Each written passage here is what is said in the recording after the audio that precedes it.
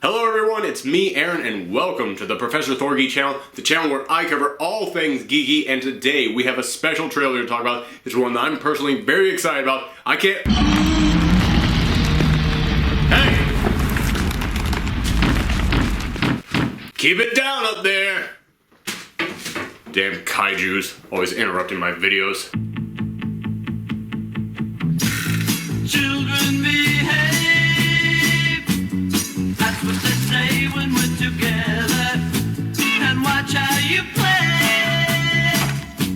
They don't understand, and so we're running just as fast as we can. I didn't think we had any more surprises coming this year. I just finished my video counting down my top 10 most anticipated movies of 2016 because I thought we knew everything that was coming out, and then out of nowhere we get a trailer for the sequel, prequel, sidequel, who the freaking knows, nyquil, to one of my favorite monster films of all time, Cloverfield. That was a movie that, listen, I like giant monsters, but they were never a thing that I was really afraid of until I saw that movie. I live in Brooklyn, so when I got out of the theater from seeing that movie, I just walked out and looked across the sea to New York, and I was like, holy cow, I don't even want to go in there after seeing that movie. That thing would be wrecked. Like, that is the first movie in which I ever saw that made me actually realize, oh right, New York is an island.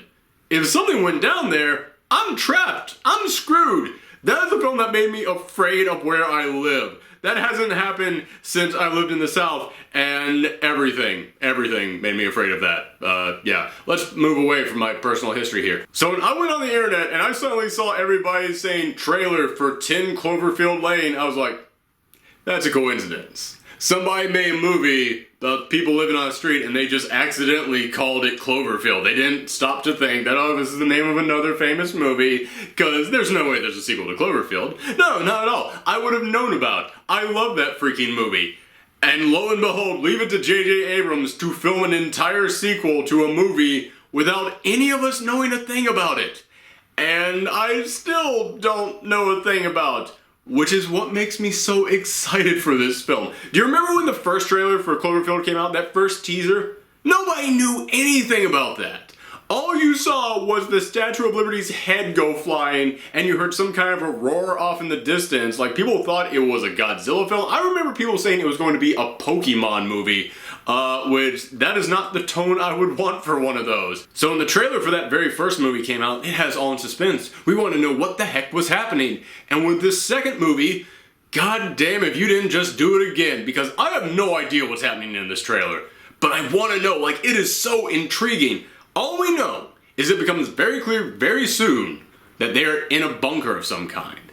And when I saw that this was going to be a Cloverfield follow-up, I was like, alright, where's that monster coming in? And you got that little roar in there, you got that little shake, and I was like, oh shoot. I bet that this is happening after the monster has been roaming around for a couple of weeks, so people have gone into their bunkers to hide, and this is some weird survivalist, like, no, there's a monster out there, we gotta hide from him, and it's mostly just going to be a movie about the tension building around them. It's not even going to be about the monster. It's going to be about the monster inside the bunker. It's going to be about these people getting built up with tension and anger at each other in there, because there are some really weird shots in there. There's a shot of the gun in the holster. There's a shot of the handcuffs. There's a shot of John Goodman putting on giant black latex gloves as they stand around a giant drum of sorts. I'm like, oh god, did they kill someone and they're about to melt the body? Because that's the only thing you use gloves like that for. Don't ask me how I know that. And so the tension keeps building and building with that song playing, which I will never be able to hear the same again. And then eventually the girl escapes and she goes outside and John Goodman is screaming at her to come back, saying she'll get us all killed. And that's all we know. And honestly, I wasn't going to make a video about this because that's all we know. I didn't really see a point in me coming up here going like, hey guys, that was cool, right? That's all I have to say. But the more I thought about how little we know, the more I realized that says a lot. Because J.J. Abrams can be kind of crazy. And I don't mean crazy in that, like, you know, he just goes out there and does weird eccentric stuff. I mean Twilight Zone kind of crazy. I mean, this is a guy who grew up loving those old Twilight Zone or Outer Limits anthologies. And when I saw this was going to be called 10 Cloverfield Lane, one of the thoughts that I had is that, okay, we don't see anything that has to do with this monster.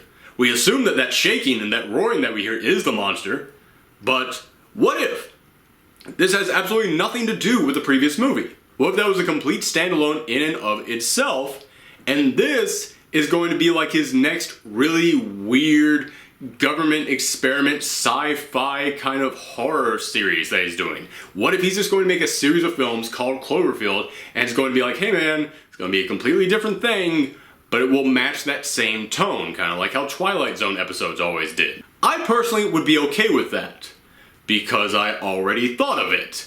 If I hadn't already thought of that option, and I just went in to see this film, like, oh man, oh, I can't wait to see the return of Cloverfield, and then I'm there, and it has zero to do with Cloverfield, I would be pissed when I walked out of that theater, alright? No matter how good it was, I would walk out there going, why the hell was this called Cloverfield?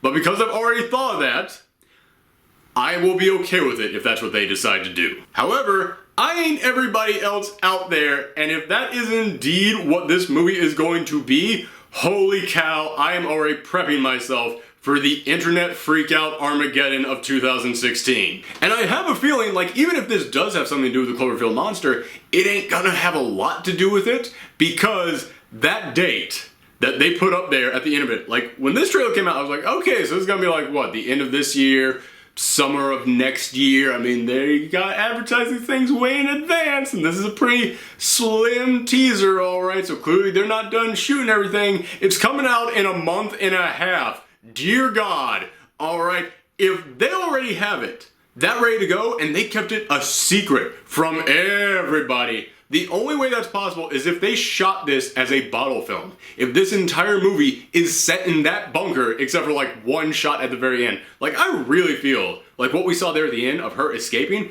I think that's the end of the movie. I think that's going to be the last scene of her going out there and seeing what is on the outside. Or maybe not even seeing what's on the outside and it's just left as a mystery. But yeah, I think this is going to be a bottle film. And if it is, that means we are not going to see any ties to any kind of a Cloverfield monster at all. At best, and this is my backup theory on this one, at best, I think that this could possibly be a prequel to it, because yes, it did seem like they were hiding from something, so they could be hiding from the monster after it's been rampaging for a while, or it kind of felt to me like they were in some kind of a government facility. Just something about that giant tube of her crawling out at the end. It seemed almost like it was some kind of a government facility, and the title Cloverfield was a title that the government assigned to this monster, and and this is an address. The title of this film is 10 Cloverfield Lane. That is an address to something. What if Cloverfield Lane is a street within some kind of a government facility where they're keeping all of these people in bunkers, each one differently numbered, and the number 10 is the one that these people are living in, and they're just performing experiments out there at all times, and one of these experiments is the one that creates the Cloverfield monster, and this is not a sequel but a prequel that actually shows us how that creature was created. That's the best theory I can come up with of how this could all tie into Cloverfield without being a direct sequel, because they clearly don't want to come out and say, yes, this is a sequel. They have only given us one piece of information so far, and that it is the quote-unquote blood cousin to Cloverfield. That doesn't mean a damn thing, alright?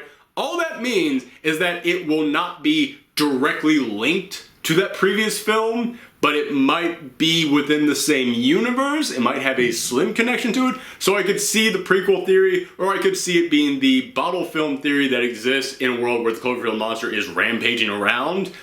But that also seems to heavily imply to me that they are only linked by tone, which makes me think, yeah, this is probably an anthology. And as I said, I am fine with that now. However, I'm going to go into my own personal bunker when the internet loses its mind when they've learned that this is not an actual sequel. But okay, that's it from me, guys. Let me know down in the comments below, what did you think of this trailer? And if you enjoyed this video, make sure you give that thumbs up, and make sure you hit subscribe, and please, just asking very nicely here, to spread this around the internet. I always love it whenever I see that anybody has shared one of my videos. Thank you very much. Click on the videos at the end, and I will see you next time.